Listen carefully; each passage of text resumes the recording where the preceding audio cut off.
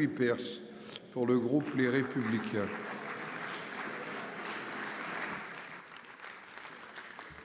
Monsieur le Président, Monsieur le Ministre, je voudrais associer à cette question la sénatrice Christina Pluchet.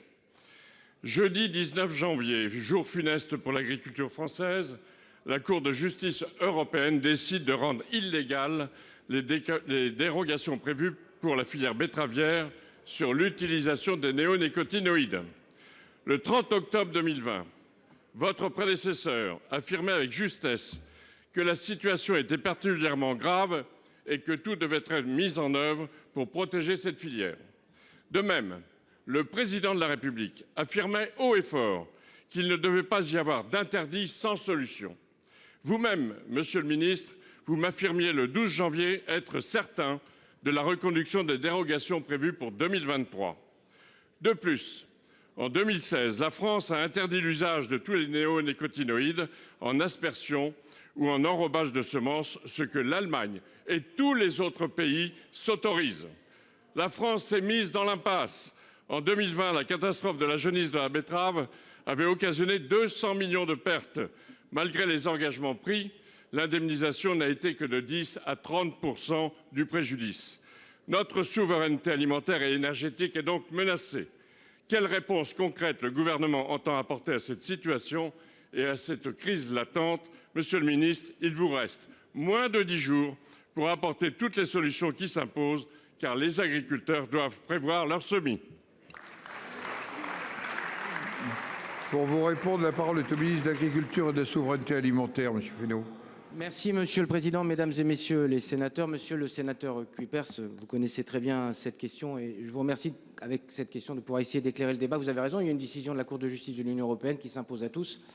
Elle vient contrecarrer, disons-le, un plan qui était celui sur 3 ans de sortir des néonicotinoïdes, à la fois en autorisant la dérogation sur les semences enrobées et en permettant de déployer des solutions alternatives. Et le programme était pour la 3e année en cours.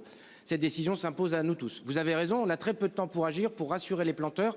Vous l'avez dit aussi d'une certaine façon, pour rassurer aussi l'ensemble de la filière. Je pense aux industries qui triturent la betterave et qui sont importantes en particulier dans votre département, mais dans beaucoup de départements de France. Premier élément, garantir aux agriculteurs qui seront couverts sur la perte de jaunisse. On est en train d'y travailler, mais c'est bien ça sur lequel on doit être au rendez-vous sous les jours qui viennent pour les assurer qu'ils pourront planter dans des conditions qui soient des conditions d'amortissement. Deuxièmement, accélérer encore la recherche de solutions alternatives, soit dans celle qui était dans le plan national de recherche. Je rappelle qu'on avait mis plus de 20 millions d'euros entre les acteurs de la filière et l'État au travers de recherches comme mène l'INRA et qu'on travaille avec ma collègue Retailleau. Et puis deuxième élément, d'essayer de travailler sur d'autres recherches et d'autres itinéraires techniques avec des molécules qui sont encore autorisées. J'ai demandé à ce qu'on expertise très vite pour regarder les solutions, pour le coup en foliaire, qui pourraient être expertisées. Troisième élément, vous avez raison monsieur le sénateur, je maintiens ce qu'a dit mon prédécesseur, ce qu'a dit le président de la République et ce que j'ai dit, pas d'interdiction sans solution. La vérité, c'est que cette interdiction, elle procède de 2016. Le principe de précaution à la charte de l'environnement, il date de bien avant. Donc il faut qu'on assume aussi les décisions qui ont été prises. C'est difficile pour tout le monde, y compris pour le ministre de l'Agriculture. C'est difficile surtout pour les betteraviers. Moi, mon sujet, c'est de leur donner de la visibilité. La visibilité, c'est le plan de soutien sur la jaunisse et c'est d'associer aussi les transformateurs pour faire en sorte qu'ils bénéficient des betteraves dont ils ont besoin pour faire tourner les outils de production. Nous allons y travailler dans les jours qui viennent et nous sommes déjà à l'œuvre. Monsieur Cuypers.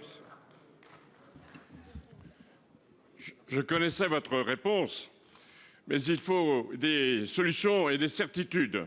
Parce qu'au-delà de l'incompréhension, au-delà de l'impuissance française, c'est la colère, c'est le désarroi, c'est le feu dans nos territoires, c'est le saccage annoncé de nos filières, c'est la mise en péril de l'industrie du sucre, de l'alcool, du bioéthanol, du gel hydroalcoolique, de l'alimentation animale. C'est le risque d'importation massive de sucre ou d'éthanol, notamment du Brésil, qui est produit avec des produits que nous refusons ici en France. C'est obérer la souveraineté alimentaire et énergétique. La France devient le seul pays au monde à tous ces interdits. La parole est à notre collègue